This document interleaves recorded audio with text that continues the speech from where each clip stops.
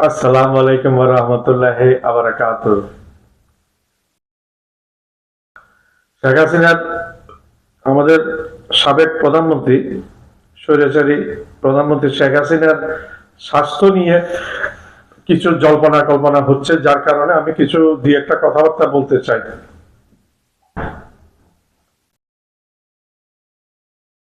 জুলাই আগস্টের রক্তক্ষয়ী ছাত্র জনতার বিপ্লবের ফলে শেখ হাসিনা তকটা পলট গেছে। শেখ হাসিনা ক্ষমতাচ্যুত হয়ে প্রথমে হেলিকপ্টার যোগে বিমানবন্দর যেতে হয়েছে, সেখান থেকে সামরিক প্লেনে করে দিল্লিতে চলে যেতে হয়েছে।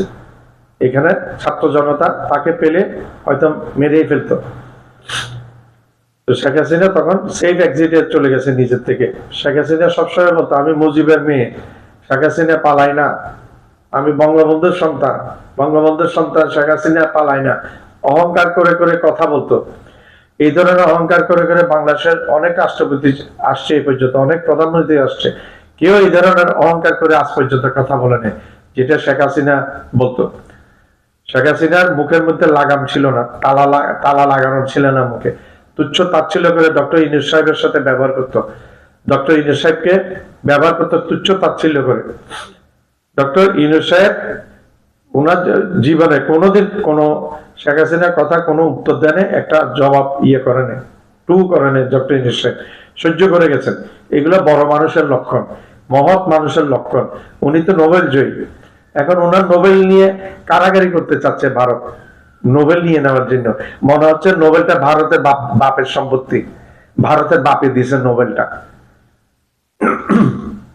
তোদের রবীন্দ্রনাথের নোবেলটা আগে নিয়ে নিতে হবে, তোদের রবীন্দ্রনাথের নোবেলটা আগে নিয়ে নেওয়ার কথা আমাকে একটু বলতে হচ্ছে।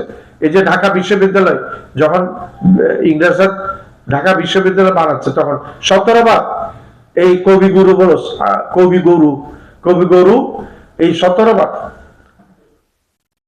চিঠি দিয়েছে ইংরেজকে ঢাকা বিশ্ববিদ্যালয় এখানে না করার জন্য। বলছে এই জাত ভালো না, এই জাতের এখানে অশিক্ষিত মূর্খ জাত, এখানে ঢাকা বিশ্ববিদ্যালয় হলে ভালো হবে না। পুরো বিরোধিতা করেছে। আর সেটা বলে বিশ্বকবি। আরে ভাই, বিশ্বকবি তো বিশ্বকবি কি হয়? বিশ্ব আবার কবি কি? হ্যাঁ, কিসের বিশ্বকবি? ওইটা তোমাদের ভারতের কবি। আমরা বাংলাদেশের তারা বিশ্বকবি হিসেবে মানি না। আমরা বাংলাদেশিরা রবীন্দ্রনাথকে বিশ্বকবি হিসেবে মানি না। সে আমাদের ঢাকা বিশ্ববিদ্যালয় করার পক্ষপাতী ছিল না, সে বিরোধিতা করেছে। মূল প্রসঙ্গে আসি। তো শেখ হাসিনা 5 আগস্ট ভারতে পালিয়ে যাওয়ার পর থেকে আজকে আগস্ট, পুরো আগস্ট, সেপ্টেম্বর, অক্টোবর, নভেম্বর, আজকে ডিসেম্বরের আজকে 3 তারিখ। 4টা মাস গত হয়ে গেছে, 4 মাস পুরোপুরি গত হয়ে গেছে। শেখ হাসিনা ভারতে পালিয়ে আশ্রয় নিয়েছে। বাংলাদেশে শেখ হাসিনার বিরুদ্ধে প্রায় 150 খুনের মামলা, এবং মোট মামলা হচ্ছে 200 থেকে বেশি শেখ হাসিনা এবং আওয়ামী লীগের লোকজনের বিরুদ্ধে। তো 150 খুনের মামলা শেখ হাসিনা মাথায় বহন করে এখন ভারতে পালিয়ে আশ্রয় নিয়েছে। ভারত কিছুদিন আগে বলেছে শেখ হাসিনা ভারতেই আছে। মধ্যে দিয়ে কথা উঠেছিল দুবাই চলে গেছে, তখন ভারত বলেছিল শেখ হাসিনা ভারতে আছে, নিরাপদে আছে। 4টা মাস চলে গেছে। এই 4 মাসের মধ্যে বাংলাদেশের আদালত সরকারকে হুকুম দিয়েছে, হুকুম জারি করেছে যে অমুক তারিখের মধ্যে শেখ হাসিনাকে, নভেম্বরের কত তারিখের মধ্যে শেখ হাসিনাকে আদালতে হাজির করাতে হবে। আদালতের একটা নির্দেশ পেয়ে সরকার তাড়াতাড়ি ভারত সরকারের কাছে জানিয়েছিল তারা শেখ হাসিনাকে তারা ফেরত চাই। যেহেতু আদালতে মামলা হয়েছে, আদালত গ্রেফতারি পরোয়ানা জারি করেছে, আন্তর্জাতিক আদালত। তো ভারতের কাছে চেয়েছে, ভারত কোনো উত্তর দেয় নাই। বেহায়া ভারতকে এই সমস্ত কারণে ভারতকে একদিন জবাবদিহি করতে হবে বাংলাদেশের কাছে। ছোট মনে করো না তুমি বাংলাদেশকে, ছোট মনে করো না, একদিন তোমাকে জবাবদিহি করতে হবে বাংলাদেশের কাছে। শেখ হাসিনা, বাংলাদেশ সরকার দাবি করেছে শেখ হাসিনাকে সুস্থভাবে ফিরে চায় বাংলাদেশ, সুস্থ শেখ হাসিনাকে বাংলাদেশ ফেরত চায়। এখন তোমরা 4 মাসে শেখ হাসিনা মাঝে মধ্যে 2-1টা অডিও কল ফাঁস হয়, এগুলো শেখ হাসিনার কন্টে, এগুলো আদৌ শেখ হাসিনার কন্টে নাকি এগুলা কম্পিউটার করে করেছে, এগুলা বোঝা যাচ্ছে না। তো এটা শেখ হাসিনার কণ্ঠ, ওইরকম কোনো প্রমাণাদি নাই। তো শেখ হাসিনা, তোমরা বলো শেখ হাসিনা আছে তোমাদের এখানে নিরাপদ? শেখ হাসিনাকে আজকে 4টা মাসে একটা বারের জন্য তোমরা ভিডিও আনো নাই, একটি বারের জন্য তোমরা ভিডিওতে দেখাও না শেখ হাসিনাকে। আসলে বাংলাদেশ সরকার এখন শঙ্কিত। তোমরা কি শেখ হাসিনাকে আস্তে আস্তে মৃত্যুর দিকে নিয়ে যাচ্ছ? বাংলাদেশ শেখ হাসিনার মৃত্যু চায় না। তোমাদের ওইখানে শেখ হাসিনার মৃত্যু বাংলাদেশ সরকার চায় না। বাংলাদেশ সরকার একজন সুস্থ শেখ হাসিনাকে বাংলাদেশের কাছে ফেরত চায়। তোমরা একজন সুস্থ শেখ হাসিনাকে বাংলাদেশ সরকারের কাছে ফেরত দিবে, এটা বাংলাদেশ সরকার চায়। তোমরা কোন আক্কেলে এই শেখ হাসিনা তোমাদের দেশের নাগরিক না, তোমাদের কি অধিকার আছে সে তোমরা জানো না? মোদি তুমি জানো না? এই যে এতগুলো খুনের মামলার আসামি সে, বাংলাদেশে আসলে বাংলাদেশ সরকার শেখ হাসিনাকে হত্যা করবে না। শেখ হাসিনা যথাযথ আইনের কাছে, কোর্টের কাছে হস্তান্তর করবে, কোর্টের সিদ্ধান্ত নেবে কি করবে।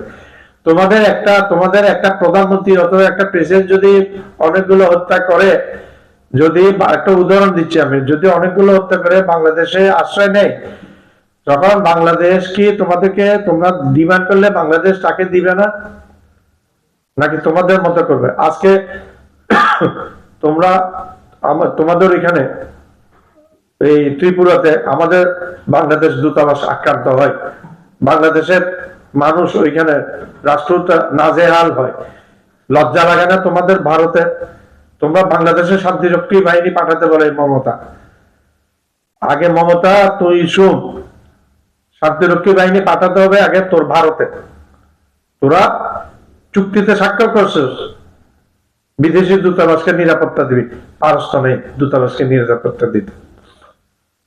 তোদের এখানে এইটা মতে বাংলাদেশ সরকার দেখ তোদের সাথে ওরকম আচরণ করবে না। বাংলাদেশ সরকার বর্তমানে ভারতীয় দূতাবাসকে অনেক বেশি নিরাপত্তা বাড়িয়ে দিয়েছে, কালকে থেকে, গতকালকে, পরশু থেকে অনেক বেশি নিরাপত্তা বাড়িয়ে দিয়েছে।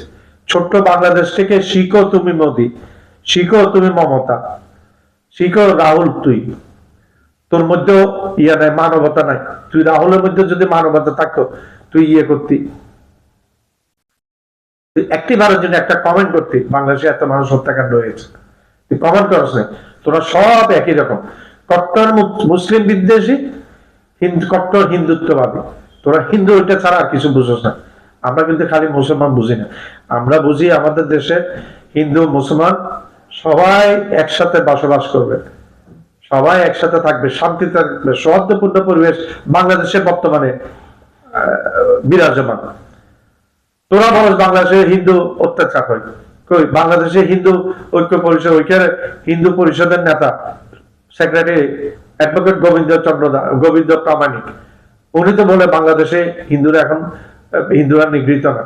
বাংলাদেশে এই সংকটের সময়, শেখ হাসিনা পতনের সময় জামাত এবং মাদ্রাসার হুজুরেরা তোমাদের মন্দির পাহাড়ে দিয়েছে, সেই নজির তোমরা দেখাও। তোমাদের মন্দির পাহাড়ে দিয়েছে বাংলাদেশের হুজুররা, আর তোমরা বলো এখানে মৌলবাদী। মৌলবাদ কি জিনিস ভাই? মৌলবাদ বলতে কি বুঝো? তুমি যদি তোমার ধর্ম পালন করো, আমি তোমাকে মৌলবাদী বলতে পারবো না। আমাদের হুজুরা তো ওরা মুসলমান, ওরা ইসলাম ধর্ম পালন করবে, ইসলাম সম্বন্ধে কথা বলবে, ইসলাম সম্বন্ধে কথা বললে মৌলবাদী হয়ে যায়। এই ফ্যাসিস্ট হাসিনা আমাদের আলেম ওলামাদেরকে কত নিগৃহীত করেছে, কত অত্যাচার করেছে, বদদোয়া দিয়েছে আলেম ওলামারা, তাদের বদদোয়া আজকে শেখ হাসিনার এই পরিণতি। সবার সাথে আলেম ওলামারা আল্লাহর অত্যন্ত প্রিয় বান্দা, আল্লাহর অত্যন্ত প্রিয় বান্দা। তারা যখন কোনো কিছু কেঁদে আল্লাহর কাছে চায়, তখন আল্লাহর সাথে সাথে সেটা দিয়ে দেয়। আমি মৌলানা দেলোয়ার হোসেন সাইদি সাহেবের অনেক বক্তব্য শুনেছি, যে সমস্ত কথা উনি আজ থেকে 15 বছর আগে বলে গেছেন, 12 বছর আগে বলে গেছেন, উনি গ্রেপ্তার হওয়ার আগে বলে গেছেন, প্রত্যেকটা কথা, প্রত্যেকটা শব্দ এখন প্রমাণিত হয়েছে, ঘটনা ঘটেছে, প্রত্যেকটা শব্দ। এমন ভাবে উনি কেমনে নিখুঁত এত বর্ণনা দিয়ে গেলেন, যেটা প্রতি পদে পদে এখানে ঘটেছে। তোমাদের এই শেখ হাসিনা এখানে অনেক আলেম ওলামাকে একটু কথা বললেই তাকে জেলে হাত করা পরিয়ে, ডান্ডা বেরিয়ে পড়িয়ে, মানুষ এইভাবে ইয়ে করে না, অপমান করে না ধর্মীয় নেতাকে। কই শেখ হাসিনা তো কোন একটা হিন্দু পুরোহিতকে আজ পর্যন্ত জেলে দিল না 16 বছর। আপনারা দেখান, যদি জেলে দিয়ে থাকে, একটা হিন্দু পুরোহিতকে জেলে দিয়েছে শেখ হাসিনা, সেটা আপনারা দেখান। আপনারা কেঁদে মরে যাচ্ছেন ইসকনের এই লোকের, ইসকনের এই লোককে গ্রেফতার করেছে সেই জন্য। সেই লোক কি ভালো মানুষ? সে কি ভালো মানুষ? তার অনেক ভিডিও এখন ভাইরাল হয়ে গেছে। সে মহিলাদের সাথে অনৈতিক কাজ করতো, সে ছোট ছোট বাচ্চাদের সাথে অনৈতিক কাজ করতো। এটা আমার কথা না ভাই, এটা ইসকনের লোকদের এই কথা। ইসকনের লোকরাই এই ভিডিওগুলো বানিয়েছে, এই ভিডিওগুলো ধারণ করেছে, তারাই এগুলা, তাদের কাছ থেকে এগুলা, কোনো মুসলমান গিয়ে এগুলো করেনি। মুসলমানদের খাইয়া দেয় কাজ নাই তোমাদের এগুলা করার। ধন্যবাদ।